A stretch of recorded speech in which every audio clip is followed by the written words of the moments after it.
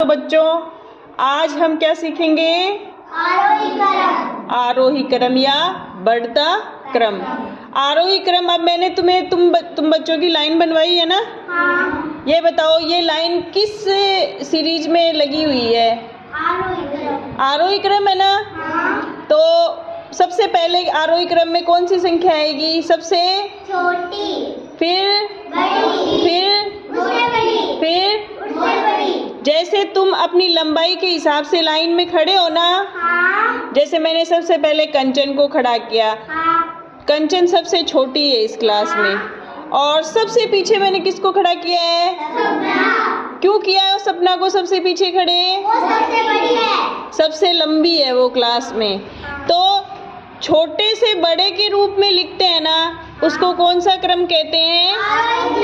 आरोही क्रम या बढ़ता क्रम। कौन सा क्रम है?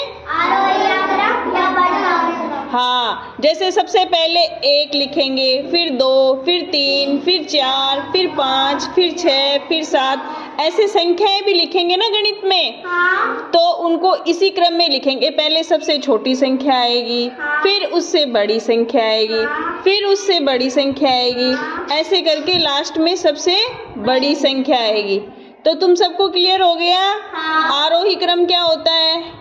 याद भी हो गया क्या? हाँ। कोई ऐसा बच्चा है जिसके आरोही क्रम समझ में नहीं आया? हाथ खड़े करो, देखिए किसको समझ में नहीं आया आरोही क्रम। सबको समझ में आ गया क्या? हाँ। ठीक है, अब आरोही क्रम सीख गए अपन। हाँ। अब हम सीखेंगे अवरोही क्रम किसको कहते हैं। लाइन सीधी बना के रखो।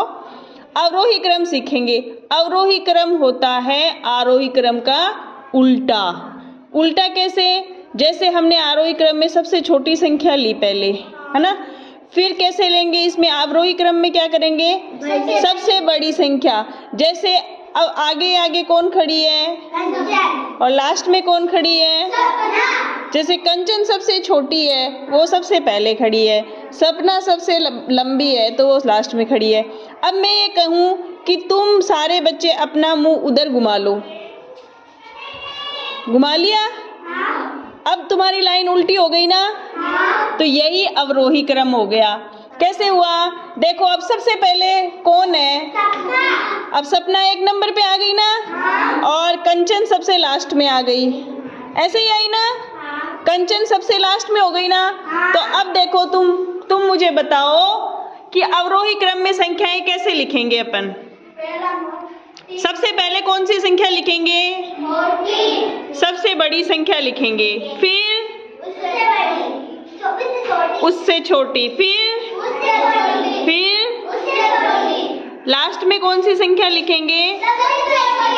जैसे अभी लास्ट में कौन है? जो सबसे लंबाई में सबसे छोटी है क्लास में, है ना? और अभी सबसे आगे कौन है?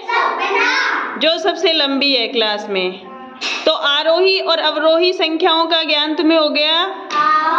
तुम्हें अंतर समझ में आ गया? आरोही और अवरोही कौन सा होता है?